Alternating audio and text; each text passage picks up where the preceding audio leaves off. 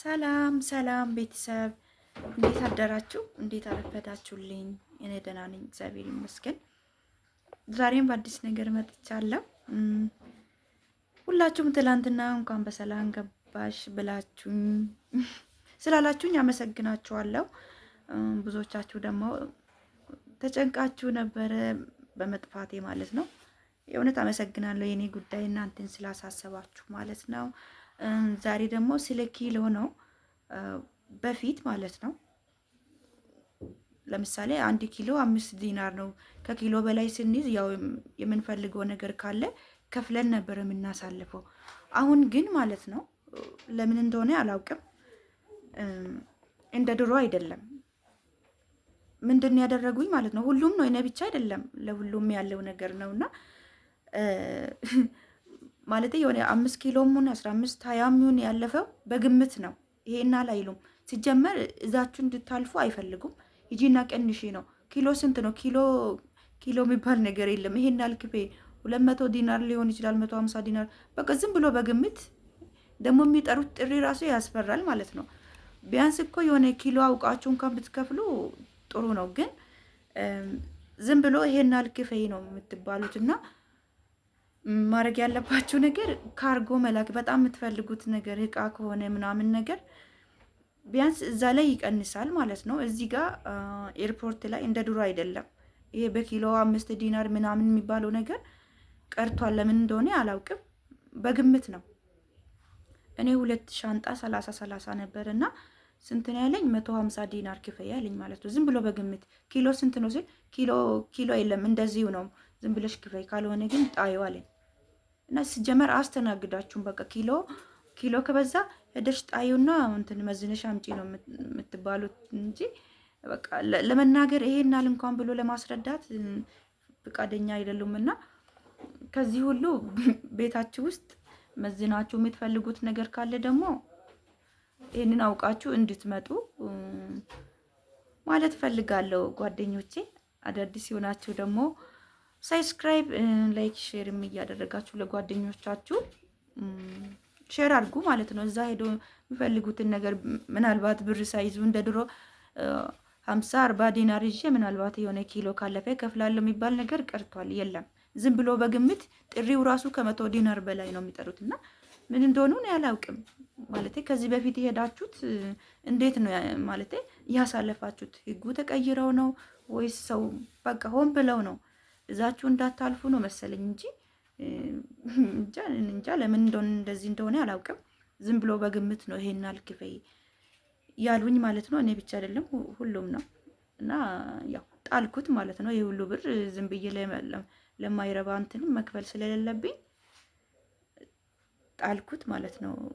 ጓደኞቼ ጥንቃቄ አድርጉ። በካርጎ ላኩ። በጣም የምትፈልጉት እቃ ምናምን ከሆነ ያናድዳል። ስጥል በጣም አናዶኝ ነበረ። ገንዘብ ወጥቶበት ነው የተገዛው። ግን በቃ ሳስበው ብሩ የተጠየቅኩት ብር በጣም ብዙ ስለሆነ ይሄ ሁሉ ብር ማለት አስፈላጊ አይደለም ለዚህ መክፈል። በኪሎ እንኳን ቢመዘን በኪሎ እንኳን ተመዝኖ እኮ ይሄን አልክፈይ ቢባል መልካም ነበረ። ግን ዝም ብሎ በግምት ነው ክፈሉ የምትባሉና ይሄንን አውቃችሁ እዛችሁ የምትሄዱ ልጆች ካላችሁ እንደዚሁ ተዘጋጅታችሁ ማለት ነው ሂዱ ማለት ፈልጋለሁ። ሌላኛው ደግሞ እንትን ሎሽን፣ ቅባት፣ እንደ ሽቶ ነገር ትልቁ ሻንጣ ላይ አድርጉ። ባላ 23ቱ ላይ ማለት ነው። እዛኛው ላይ ካደረጋችሁ የ10 ኪሎ አለ አይደለ? እና 10 ኪሎ ደግሞ እንደዚህ ዝም ብላችሁ በእጃችሁ ዝም ብሎ ብር የምትይዙበት እጃችሁ ለምትይዙ ቦርሳ አለ አይደለ? እሱ ውስጥ ሽቶ ምናምን ካለ ሎሽን፣ በጣም ውድ የገዛሁት ሎሽን፣ ሽቶ ምናምን ጥሎብኛል ማለት ነው። አንድ ሽቶ እንደምንም እሱንም ቼክ አድርገው የሆነ ቼክ የሚያደርጉበት ነገር አለ። ውስጡ ምን ያህል ኬሚካል አለው የሚለውን ነገር መጀመሪያ ቼክ ያደርጉታል ማለት ነው። እና ሻምፖ እና ማለት ነው ጓደኞቼ፣ ይቅርታ ተቋርጦ ነበረ። ሻምፖ፣ ኮንዲሽነር አላለፈም ጣሉብኝ ማለት ነው። ባለ 10ሩ ላይ ነበር ያደረኩት። ምክንያቱም 23ቱ ላይ ካስቀመጥኩት ኪሎ እንትን እንዳይልብኝ 2 ኮንዲሽነር ሻምፖ ምናምን ይዤ ነበር። እሱን እንዳለ ጥዬዋለሁ ማለት ነው። እናንተም ጥንቃቄ አድርጉ። 23ቱ ላይ አድርጉ። ግን በቃ ከዚህ የተማርኩት ነገር ቢኖር ኢትዮጵያ ውስጥ የሌለ ነገር የለም እና እንደዚህ አይነት ነገር ዝም ብለን ነው ብር የምናባክነው። ያው አንዳንዴ ሁሌ የምንጠቀመው ነገር ስንስማማ እሱን ነገር ይዘን መግባት እንፈልጋለን እና እዛ ደግሞ ሄደን ስንጥለው በጣም ነው የሚያናድደው። ምክንያቱም ገንዘብ ነው የምናወጣበት። ብቻ ያናድዳል። ቢያናድድም እንግዲህ ምንም ማድረግ አይቻልም። ጥየዋለሁ ማለት ነው። ጥንቃቄ አድርጉ። እንደ ሎሽን ነገር ምናምን እንዳለ ነው የሚጥሉት፣ አያልፍም። ሽቶንም አንዱን ቼክ አደረጉት፣ ሌላውን ጣሉብኝ ማለት ነው። ቼክ አድርጎ የኬሚካል መጠኑን አይቶት ሰጡኝ። ይሄ ማለፍ ይቻላል አሉኝ። ሌላውን እንግዲህ ምንም እዛ ላይ ምንም ማድረግ አትችሉም እና ይህንን ትልቅ ጥንቃቄ አድርጉ። 23ቱ ውስጥ አድርጉ። ሽቶም ሆነ ኮንዲሽነር፣ ሻምፖ አያስፈልግም። ይሄ እነዚህ በጣም ነው ኪሎ የሚይዙባችሁ ማለት ነው። እዛ ውስጥ አድርጉ።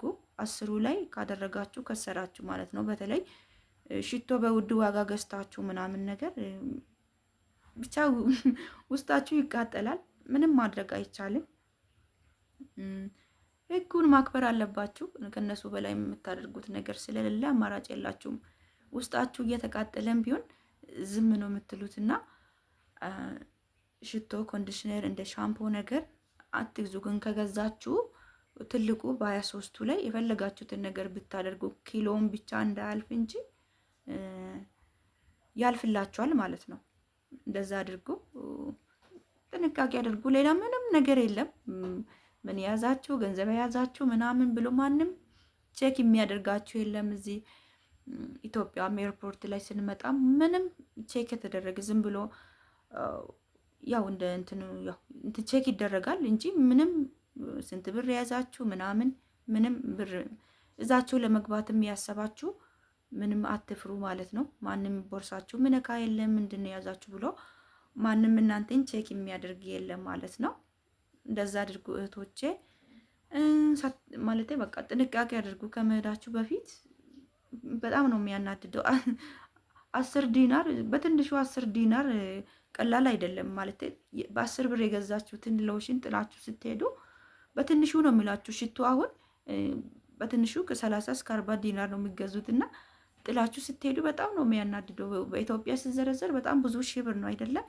እና ይሄ እንዳይሆን ቀድማችሁ ይሄንን ጥንቃቄ አድርጉ። ትልቁ ሻንጣ ውስጥ አድርጉ። በተረፈ በቃ ይሄንን ይመስላል። ሌላ ደግሞ ምንድነው የረሳሁት ነገር ካለም ልንገራችሁ። በቃ ይሄንን ነው። ሌላ ምንም ችግር የለም። ከሁሉም ነገር በላይ ደግሞ ከኪሎ በላይ እሱ ነው በጣም እንትን ጥያቄ ሆነብኝ ማለት ነው።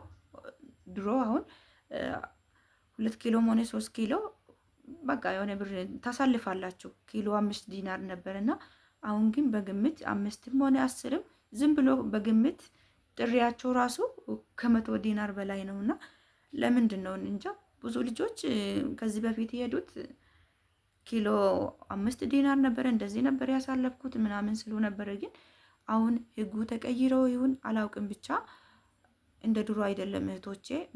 በጣም አስፈላጊ ነገር ከሆነ ቀድማችሁ ካርጎ ካደረጋችሁ ብታደርጉ አሪፍ ነው ብዬ አስባለሁ። ይሄ ሁሉ እንደኔ አያስፈልግም ማለት ያው የኤሌክትሪክ እቃ ምናምን ከሆነ ግን ምክንያቱም ብዙ ብር ነው ያሳለፋችሁበት ማለት የገዛችሁበት ብዙ ብር ስለሆነ ግዴታ ከፍላችሁ ማሳለፍ ትችላላችሁ። ግን ብር ግን በደንብ ያዙ ማለት ነው። እቃ ከኪሎ በላይ በጣም ብዙ ኪሎ ይዛችሁ ከሆነ ቢያንስ እስከ 300 ዲናር እጃችሁ ላይ ያዙ ማለት ነው እህቶቼ። በቃ ይሄንን ይመስላል። አዳዲስ የሆናችሁ ደግሞ ላይክ፣ ሼር፣ ሳብስክራይብ አድርጉ። ጥንቃቄ አድርጉ። አያስፈልግም የእውነት እዚህ ኢትዮጵያ ውስጥ በስማም የሌለ ነገር የለም። እንደውም እዛ እኛ ይዘን የምንሄደው የምንመጣው እቃ ከዚህ ኢትዮጵያ ካለ እቃዎች ከልብሶች ጋር ምንም አይገናኙም እና ኳሊቲው ምኑም ብትዩ በቃ ተመሳሳይ ነው። ከዚህ ሁሉ ሸክሙ በተለይ ወደ ክፍለ ሀገር የምትሄዱ ልጆች እግዚአብሔር ይሁናችሁ። ብቻ ከባድ ነው። እኔ ከዛ ከቦሌ ወደዚህ ወደ ቃሊቲ ቤተሰብ ቤት ነው እዚህ ያደኩበት፣ አክስቴ ቤት ነው ያረፍኩት ማለት ነው። አሁንም እዚሁ ነኝ። ወደ ቤተሰቦቼ ቤት አልሄድኩም። ትንሽ ቆይቼ አንዳንድ ነገር አስተካክዬ ስለ ፓስፖርትም ከመጣሁ ቁጭ አላልኩም።